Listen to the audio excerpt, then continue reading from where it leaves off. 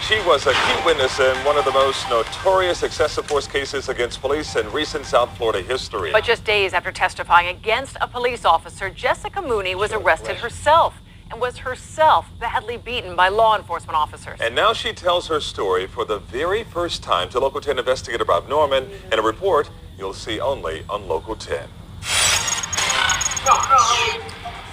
A homeless man pushed down, then slapped by a Fort Lauderdale police officer. Get up. It was a video seen round the world, and it led to a highly publicized trial. He showed aggression towards me. For Officer Victor Ramirez. All I did was try and help somebody. 24-year-old Jessica Mooney was there. Her boyfriend shot the video, and she testified at that trial.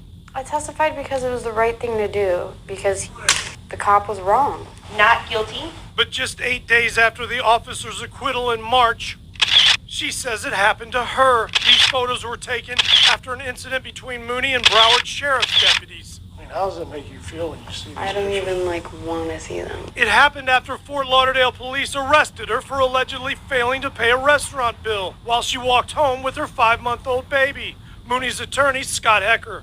The allegation was that she handed her child to a stranger, hold the child. Eventually she was arrested for neglect and petty theft. The theft charge was dropped when it was determined she'd in fact paid the bill. A misdemeanor neglect charge remains pending. Mooney admits she had been drinking that night, and police report she was unruly.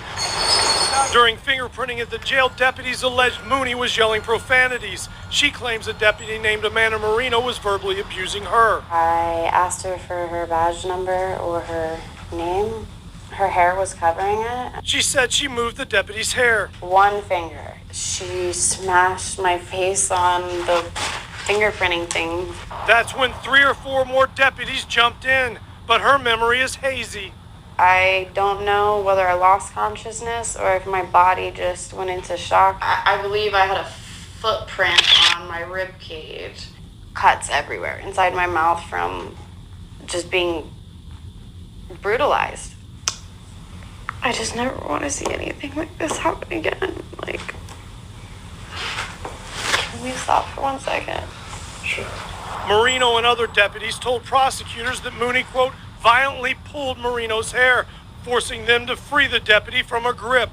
There is surveillance video of the incident, but officials are refusing to release it, citing a recent legal opinion from the Office of Florida Attorney General Pam Bondi, who says the release of such video compromises government security. You see her hand go up to the front and go like this. Attorney Hecker was able to view the video and says it contradicts the deputy's story. And it's not a fist and it's not a grabbing motion as the deputies say, it's moving away. Mooney said it was only after she was assaulted that she grabbed the deputy's hair in self-defense. The surveillance video doesn't show what happened once she went to the ground. Everybody on top of her, she's underneath these people. See arms move. Once Deputy Marino was extricated, she went back towards Mooney. It appears as though she's getting ready to kick the defendant, and as she lifts her leg, she falls. The deputy falls. The deputy falls on her rear end.